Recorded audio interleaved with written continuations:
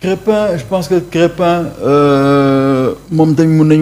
il a franchi un palier. Je pense qu'il a franchi un palier. Et quand tu le vois, son parcours, tu te dis qu'il a un mental de fer. Ça aurait été un autre joueur, je pense que Dene Bouyaga. Parce que Crépin, Fumoudia, de Bri, de Metti. Récemment, les problèmes qu'il a eu avec Monaco, Nidjolro, Teko à côté, def ko ci liste de transfert, def liste pour la Ligue des Champions,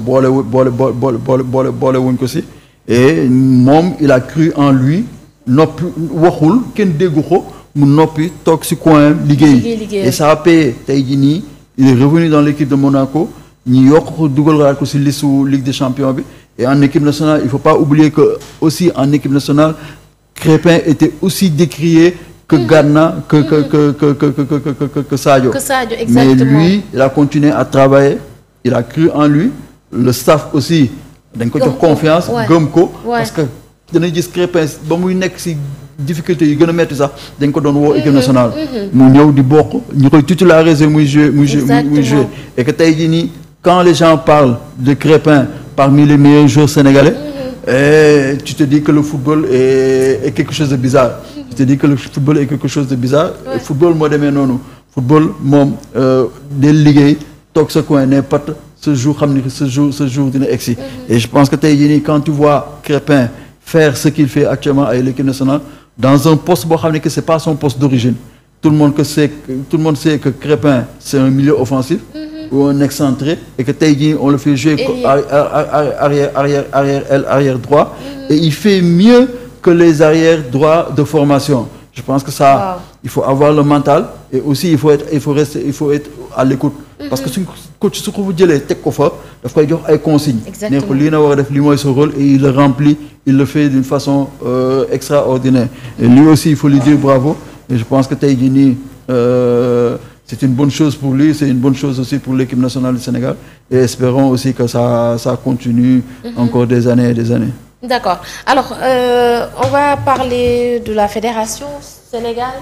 Qu'est-ce que la situation bi ni mu démé déjà supporters yi fustigé nañ le fait que ndogal bi ñu jëloon par rapport ak li nga xam moom moo di billet yi démb ba léegi ñu ngi koy décrier ce qui s'est passé organisation bi am ñoo xamante ne sax dugguñu ci stade bi wala bu ñu duggee ñu am problème pour scanner seen billet yi déjà c'est un problème pour li nga xamante ni moom surtout nag ak échéance yi nga xamante ni fa la Sénégal jëm te it ñoom ñu am benn équipe bu bees ci fédération bi direction bi liggéey bi ci mi xaarandi ci moom gisaguñ ko quand même. Je pense que le problème d'organisation au niveau de nos stades, ça a toujours existé ici au Sénégal. Je pense que c'est pas aujourd'hui que ça a commencé. Et que Taïdini aussi, comme fédération Bifi Djugé Bifi Nekon, à Taïdini, je pense qu'il y a toujours le même problème de communication. Parce que Taïdini, nous avons décidé de yok bié, waruñu won sax xaar nit yi di soulever cas boobu di wax et tout. Ñom aussitôt avant ñi génné prix billet yi sax dañu waroon def benn communiqué wala def benn conférence de presse né li moo tax ñu yok billet bi. Mais quand aujourd'hui tu entends un gars de la fédération te dire ceci, demain tu entends un autre wax la beneen version, après demain keneen joxat la beneen version boo xam ne bokkul ak ñaar ñu njëkk yi. Je pense que là tu danay wax ni que y a un problème au niveau de cette fédération. Il faudrait que ñi defaraat seen communication xam fan lañu wara waxé ak kañ lañu wara waxé pour nit yi éclaircir nit yi lan moo tax ñu yokk biir lan moo tax lii wala lan moo tax lale parce que tey ji nii ba léegi nii ñun amuñu une raison claire boo xam ne que wax nañ ko teg nañ ko ci loxo ci nopp nit yi. Je pense que c'était mal placé pour le dernier match des qualifications boo xam ne que c'était un match à domicile ñëpp doon wax ni que ça doit être une fête na jël yokk prix bi déjà nit yi xam nañu que toutes les difficultés qu'on peut avoir pour déjà arriver au stade Abdoulaye Wade et que tey avec tout ce trajet le prix du transport heure boobu nit yi war nañu wut lu ñu lekk et tout affaire wala lu ñu naan na yokk billet yi dans le contexte où nous sommes actuellement dans un contexte difficile. Je pense que tey et en plus l'explication qu'il a donnée pour parler de la sécurité c'est c'est un peu voilà. Ouais, bien sûr quand il parle que c'est pour la sécurité, pour qu'il n'y ait pas de débordement. Et je pense que quand on parle de football, on parle d'un sport populaire. Exactement. On parle d'un sport populaire et que tey jii nii le stade n'est pas rempli par les VIP. Les VIP c'est minime, c'est minime par rapport à l'affluence du stade. ñeneen ñu si des ñëpp c'est le bas peuple. Je pense que ñoom ñooy dagg ñooy wut seen 1000 francs lijjanti seen 1000 francs wala seen 2000 pour mën a paas dem dugg si biir stade bi supporter seen équipe nationale bu ñu bëgg seen biir xol. Parce que ñooñu dañ leen ko war a yombalal. Tey suñu amoon lu ñu yokk mooy place VIP yi dañu waroon yokk jël place su 1000 francs yi 2000 francs yi bàyyi ko nu mu mel noonu suñ ko wàññiwul. buñ ko yokk. Je pense que ça leur servira d'exemple. On l'espère. On espère que ça leur servira d'exemple, que prochainement ils vont mieux réfléchir avant ñuy jël yenn décisions yi et que tey jii ñu xam ni que le football appartient au peuple et non pas aux nantis. Les favoris pour Coupe d'Afrique des Nations bi à part le Sénégal. Le Maroc. Le Maroc, effectivement. Ouais, effectivement. Ouais, le Maroc d'une façon naturelle. Le Maroc qui est un pays organisateur. Exactement. Le Maroc qui est demi-finaliste de la Coupe du Monde. De la Coupe du Monde. Et je pense que. Mais est-ce que gis nañ changement par rapport au match Maroc yi mujj. Non, mais en fait. Performance il faut, par rapport à. Le football européen, sud-américain. Est très différent du football africain. Les compétitions africaines à compétitions européennes. Il faut wuute. Il y a une très grande différence. Et je pense que tey jii nii le football marocain est plus près du football européen que du football africain.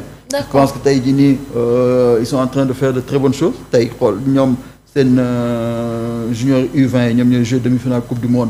U20 tey contre la France ñoom ba may ñëw sax ñoom ñoo mën a woon 1-0 à la mi-temps. Je pense que ça montre progrès yu marocains yi di def et aussi c'est une Coupe d'Afrique qui est organisée chez eux. Ça va être difficile. Ils ont un double objectif de l'organisation et de gagner. Et tey jii nii je pense qu'il faudra être au top pour gagner la prochaine CAN parce que tey pratiquement il y aura que de grandes équipes. Algérie se renforce, Maroc pareil, Égypte pareil, Sénégal mu ngi fi. Égypte Égypte aussi. Égypte sera parmi les favoris. D'accord. Le Maroc, l'Algérie, parce que ce sera une CAN très relevée. Ouais. La Côte d'Ivoire? La Côte d'Ivoire, bien sûr, la Côte d'Ivoire qui est championne d'Afrique en titre. Mais le contexte ne sera. De performance. Ouais, mais le contexte ne sera pas pareil que la dernière CAN. La dernière CAN, ils étaient chez eux. Ouais. Il y a eu beaucoup de. Qualifiés par repêché. Il y a beaucoup de choses, des choses invraisemblables qui se sont passées lors de la dernière CAN. Parce que Côte d'Ivoire demoon nañu ba dee nañu deewoon nañu dañu leen ressuscité et je pense que tey jii nii ce sera pas pareil bi CAN du ñëw ce sera pas pareil et je pense que tey jii nii ils sont parmi les favoris parce que c'est les champions d'Afrique en titre mais ce sera une CAN très relevée et équipe bi koy gagné moom dina nekk équipe boo xam ne que dafay nekk au top. D'accord alors pour coupe du monde bi ñu ngi koy xaarandi en 2026 foofee ca fa nga xamante ni moom moo di États-Unis déjà am nañu 9 yoo xamante ni qualifié nañ. ñuy xaarandi peut-être barrage bi ñaata équipe sax ñoo ci war a tegu pour barrage bi Cheikh. Il y a 4 équipes. 4 équipes. Il y a Congo, il y a Nigeria.